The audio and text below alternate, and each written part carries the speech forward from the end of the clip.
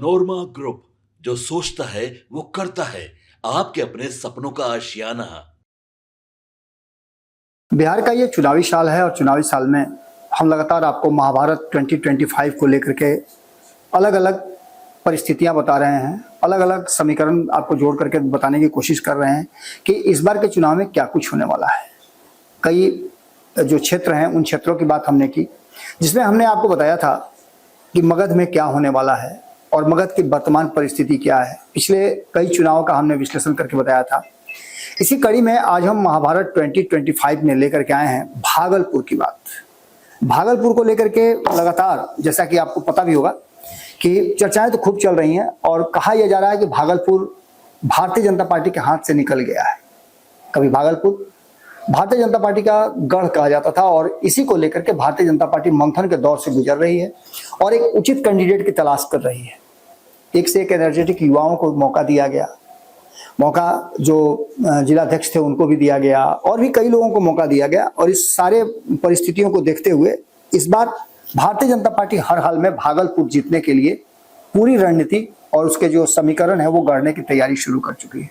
हार के कारण क्या है उसकी समीक्षा, और उस समीक्षा के बाद जो निकल करके सामने आया है उसमें कई ऐसी परिस्थितियां हैं जिसको आप कारण तो बता सकते हैं, लेकिन जो माइक्रो लेवल पे बातें हो रही हैं वो आपको नजर नहीं आई है। आज हम ऐसा ही एक विश्लेषण लेकर के आपके सामने आए हैं महाभारत 2025 में, जिसमें हम भागलपुर का नटशेल में बताएंगे कि भागलपुर की वर्तमान स्थिति क्या है और 2025 के चुनाव में भारतीय जनता पार्टी का एंगल क्या है, क्या सोचती है। कोई चीजें आपने देखा होगा कि सूत्र के आधार पर निर्भर होती हैं। बहुत सारी चीजें जो हैं वो सूत्रों पर भी निर्भर करती हैं और जब सूत्रों पर निर्भर करती हैं तो उस सूत्र से जरा सा इधर उधर हटिएगा तो निश्चित रूप से आपका सम जो है सॉल्व नहीं होगा। इस बार भागलपुर के मैथ को सॉल्व करने के लिए जो उदाहरण है उस उदाहरण पर पूरी तरह से फिट बैठा जा रहा है। हम सबसे पहले शुरुआत करते हैं 2010 से। यहाँ भारतीय जनता पार्टी का कब्जा था। अश्विनी चौबे यहाँ से जीत करके आते थे और अश्विनी चौबे कद्दावर नेता हुआ करते थे। लंबी राजनीति उनकी रही है और उस लंबी राजनीति में उन्होंने लंबा भागलपुर से जीतने का रिकॉर्ड भी बनाया। 2014 के चुनाव में, हालांकि 2013 में आपको याद होगा कि जो केदारनाथ वाली घटना हुई थी उसके बाद से पूरे परिवार में उनके क्या हुआ था वो सारी चीजें आपको पता है। अब जो वर्तमान स्थिति बनी है उसमें भागलपुर में सीन बदलता हुआ दिखाई दे रहा है। अश्विनी चौबे के बाद उनके पुत्र को वहां मौका दिया गया, सफल नहीं हुए। भारतीय जनता पार्टी ने अपने सबसे कद्दावर नेता को भी वहां दिया। कारण जो भी बताया जा रहा हो, हार के कारण जो भी बताया जा रहा हो, कोई कह रहा है कि किसी ने बागी बन करके जो 2015 में चुनाव लड़ लिया, भाजपा के ही सदस्य थे, उनको रोका नहीं गया इसलिए अरिजीत शाश्वत की हार हो गई, भारतीय जनता पार्टी हार गई। या फिर यह भी कहा जा रहा है कि 2020 में लोक जनशक्ति पार्टी ने हरवा दिया। खैर, इन सारी बातों से अलग, जब आप मजबूत पहलवान हैं तो आपको छींक आ गया इसके चलते नहीं हार सकते हैं। आपको जीतने के लिए वो समीकरण गढ़ने पड़ेंगे और उस समीकरण की तरफ आगे बढ़ चुकी है भारतीय जनता पार्टी। कई उम्मीदवार हैं, ये सभी जिनके नाम हमने बताए हैं ये ऑलरेडी कंटेंडर हैं, लेकिन भारतीय जनता पार्टी जिसकी तलाश कर रही है, जब हमारी टीम ने उस क्षेत्र में सर्वे करने का तैयारी शुरू किया तो एक नाम आया। वो नाम काफी महत्वपूर्ण था, पवन मिश्रा का। पवन मिश्रा काफी प्रचलित भी हैं, समाज के लोगों के साथ जुड़े भी हुए हैं और जातीय समीकरण को भी वो फिट बैठाते हैं। ब्राह्मण समाज से खुद आते हैं। उसके आगे का ट्विस्ट है वो हम आपको बताएंगे, लेकिन उससे पहले हम आपको बता दें कि ब्राह्मणों की जो वहां वोट को इन्फ्लुएंस करने की शक्ति है वो लगभग 15 से 20% की है। और आपको पता है कि वोटिंग कितना होता है। ब्राह्मणों का वोट एक मुश्त जाए तो कहीं ना कहीं पवन मिश्रा इस बार परिणाम को बदल सकते हैं। पवन मिश्रा के बारे में जानने से पहले हमको ये जानना पड़ेगा कि आखिर पवन मिश्रा ही क्यों। तो पवन मिश्रा के साथ साथ जो समीकरण जुड़ा है जिसकी बात मैं बता रहा हूं कि मैं बाद में बताऊंगा। आपको बता दें कि वहां जो समीकरण है, जातीय समीकरण है, उसमें ब्राह्मणों की संख्या 15 से 20% है। वहीं वैश्य समाज, जो आपको अक्सर सुनने को मिलता होगा कि 2015 में इसी समाज के उम्मीदवार के खड़ा हो जाने के चलते भाजपा हार गई, इनका वहां 12 से 14% का जनाधार है। वहीं गंगोत जो है उनका 10 से 12% है। दलित समाज यहाँ 12% है और साथ में यादव 10 से 12% और मुस्लिम की संख्या 15% से ज्यादा है। पवन मिश्रा की बात करें तो पवन मिश्रा का एक संक्षिप्त परिचय यही है कि वो लगातार भारतीय जनता पार्टी के साथ रहे हैं और भारतीय जनता पार्टी के कई कार्यक्रमों में रहे हैं। युवा हैं, एनर्जेटिक हैं, उन्होंने स्नातक भी किया है और इसके साथ साथ इनकी और भी बहुत विशेषताएं हैं। संगठन को के दायित्वों को निभाने में वो विश्वास रखते हैं। कई बार कई मौकों पर जब भारतीय जनता पार्टी को जरूरत महसूस हुई तो उन्होंने कई चीजें की। एक तस्वीर आपके सामने मैं रख रहा हूं। इस तस्वीर में उनके कार्य और जो उपलब्धि उन्होंने हासिल की उन सारी बातों की चर्चा है। मैं ये प्रोफाइल इसलिए आपको दिखा रहा हूं कि इस बार इस समीकरण में जो मैंने जहां आपको रोका था कि एक समीकरण इनके साथ बहुत मजबूत जुड़ रहा है, जिसके चलते भारतीय जनता पार्टी कहीं ना कहीं जो खोज रही थी, जिस तरह से उसने समीकरण गढ़ने का प्रयास किया था, उस समीकरण में ये फिट बैठते हैं। किसको भी टिकट मिलेगा ये अलग बात है, लेकिन उम्मीदवारों की लिस्ट में इनका नंबर जो है सबसे ऊपर में आकर के खड़ा है, क्योंकि भारतीय जनता पार्टी अपने प्रयोग से सीधे रास्ते से जाकर के चुनाव हार चुकी है। तो उसके लिए निश्चित रूप से जब घी निकालना होता है तो टेढ़ा हो करना पड़ता है उंगली। कांग्रेस यहां से लगातार जीत रही है और अजीत शर्मा है, उनको टक्कर देने के लिए आपको उसी तरह का कुछ गढ़ना पड़ेगा। उनकी बेटी आपको पता है कि अभिनेत्री हैं, हर चुनाव में आती हैं और चुनाव का रुख पलट देती है। तो निश्चित रूप से उससे निपटने का कोई रास्ता आपके पास होना चाहिए। ये बातें पवन मिश्रा के साथ कहीं ना कहीं जुड़ी हुई हैं। पवन मिश्रा समाज के लोगों के साथ जुड़े हुए हैं और जातीय संप्रदाय समूह से बिल्कुल अलग है। हर जाति के लोग इनके लिए बराबर हैं और हर जाति के लोगों में इनकी पूछ भी है। चाहे बात की जाए चुनावों की, तो कई चुनावों में इन्होंने जो कार्य किए हैं वो तस्वीरों से आपको नजर आ रहा होगा। जो किनारे तस्वीरें चल रही हैं उन तस्वीरों से आपको साफ साफ नजर आ रहा होगा कि पवन मिश्रा ने जो कार्य किए हैं उन कार्यों की हम नहीं बल्कि भारतीय जनता पार्टी सराहना करती है। उनके कार्य करने की शैली में भागलपुर से लेकर के बांका और बांका से लेकर मुंगेर तक उनका प्रभाव रहा है और उन्होंने वोटों को ट्रांसफर कराने में एक अहम भूमिका निभाई है। चुनाव में उनकी भूमिका अच्छी खासी रही है। इसके साथ साथ कोरोना काल में जिस तरह से उन्होंने कोरोना योद्धा का खिताब जीता, लोगों को बाहर निकल करके उन्होंने हेल्प किया। इसके साथ साथ कोरोना काल में उन्होंने मुख्यमंत्री की जो निधि है उस निधि में मुख्यमंत्री कोष में उन्होंने 1.5 लाख रुपए जमा किए।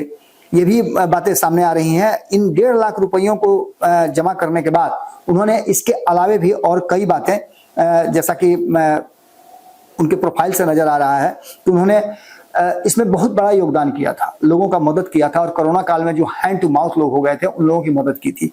उसका भी उनके साथ जुड़ा हुआ उनके करियर के साथ। इसके साथ साथ राम मंदिर की बात अगर करते हैं, जो हिंदुत्व का एजेंडा है भारतीय जनता पार्टी, उसमें भी बड़ा फिट बैठते हैं। उसमें भी उन्होंने लाखों रुपया चंदा के रूप में दिया था। ये सारी बातें तो उनके प्रोफाइल से जुड़ी हुई हैं, लेकिन वास्तविकता ये है कि जो हम असल में बता रहे हैं कि 2 बार कांग्रेस के अजीत शर्मा यहां से जीते हैं और भारतीय जनता पार्टी सिर्फ हाथ मलने के सिवाय कुछ नहीं कर पा रही है। इसके लिए उसको समीकरण जोड़ना पड़ेगा। एमओआई समीकरण के साथ एक बड़ा फैक्टर जो है वो कांग्रेस का कोर वोटर जुड़ रहा है और इसी को लेकर के हम मुस्लिमों की जो आबादी है और यादवों की आबादी है वो वैरी करती है। तो यानी कि 10% यादव और 15% मुस्लिम, 25% आपको कहीं से लाना पड़ेगा। तो ये पवन मिश्रा पूरा करते हैं। कैसे पूरा करते हैं? तो हमने बताया कि ब्राह्मणों का वोट जो है वो 15 से 20% है, हम इसको 15% ही मान लेते हैं। लेकिन पवन मिश्रा के साथ सबसे बड़ी बात यह है कि उनकी पत्नी आती है गंगोत समाज से और गंगोत समाज का वोट वहां 12% है, यानी 15% और 12%, ये 27% हो जाता है, जो एमओआई समीकरण से ज्यादा है। अब इसमें दलित का वोट आएगा, युवा हैं, एनर्जेटिक हैं और इस बार सामने वो भी नहीं कारण होगा क्योंकि एनडीए गठबंधन जिस तरह से एकजुट है उसे साफ लग रहा है कि चिराग पासवान का भी वोट उनको मिलेगा। पिछली बार वहां से एलजेपी खड़ा हो गई थी, राजेश वर्मा जो हैं वहां चुनाव लड़ गए थे, हार जीत का कारण उनको बताया जाता है। तो इनका भी वोट मिलेगा और खुद राजेश वर्मा अब मदद करने के लिए वहां भागलपुर में पहुंचेंगे।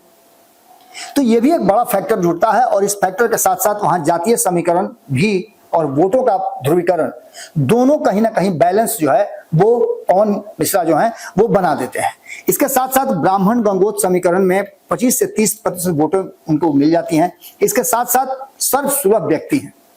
2014 से लेकर के 2019 की बात करें, 2024 की बात करें, 2020 की बात करें, लगातार इन्होंने भारतीय जनता पार्टी के योद्धा की तरह काम किया है। जिस काम में भारतीय जनता पार्टी ने लगाया उस काम को उन्होंने अंजाम दिया है। आरएसएस और भारतीय जनता पार्टी के साथ इनका पुराना रिश्ता रहा है। आरएसएस में भी जब भी आरएसएस को जरूरत महसूस हुई, जब भी इस तरह की बातें हुई तो उन्होंने पूरा सहयोग किया है। इसके साथ साथ आपको बता दें कि भागलपुर में यदि इनको मौका मिलता है तो निश्चित रूप से उसके कारण जो है वो कई जिलों में इनका प्रभाव हो जाएगा। जहां गंगोत समाज के लोग हैं, उनकी पत्नी, हमने पहले ही बताया, ये उनके साथ प्लस पॉइंट है कि वो खुद ब्राह्मण हैं, उनकी पत्नी जो है गंगोत समाज से आती हैं, तो इसका फायदा उनको बड़ी मजबूती से, और यही फायदा भारतीय जनता पार्टी और एनडीए गठबंधन को भी मिलेगा। तो निश्चित रूप से कई उम्मीदवार हो सकते हैं, लेकिन उन उम्मीदवारों में एक उम्मीदवार जो पवन मिश्रा हैं, ये काफी महत्वपूर्ण भी हैं और इनका जो ग्राफ है वो उस लिस्ट में सबसे हाई है। इनके प्रोफाइल को देखने के बाद भी आप इसको इग्नोर नहीं कर सकते हैं।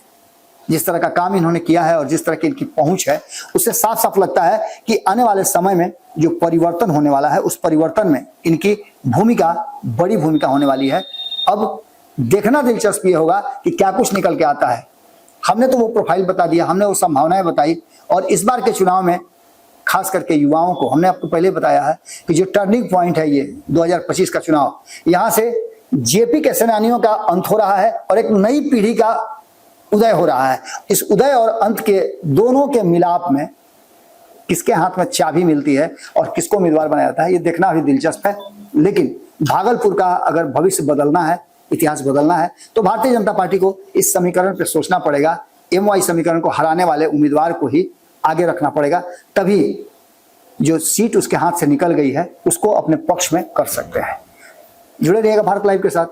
हम तो इसी तरह की खबरों के लिए जाने जाते हैं, निकाल करके छानबीन करके आपके सामने लाते हैं। ऐसी ही खबर जैसे ही आती है फिर हम आपसे जुड़ते हैं, और ये महाभारत 2025 लगातार जारी रहेगा। इस पर अलग अलग क्षेत्रों के विश्लेषण हम करते रहेंगे। नमस्कार। पनोरमा ग्रुप, जो सोचता है वो करता है। अगर ये वीडियो पसंद आई और वह बिहार के राजनीति और बिहारियत से सरोकार रखेनी तो सब्सक्राइब बटन दबा के चैनल के सब्सक्राइब कर ली। ओजे एगो घंटी बा, ओकरा बटन दबा देला से कुल सटीक और मारक खबर रुआ मुफ्त में मिल जाई। अगर रुआ पत्रकारिता के हमनी के नया प्रयोग में सहयोग कर चाहतानी तो ज्वाइन बटन दबा दी। पेटीएम नंबर नोट कर ली 9386816700। धन्यवाद।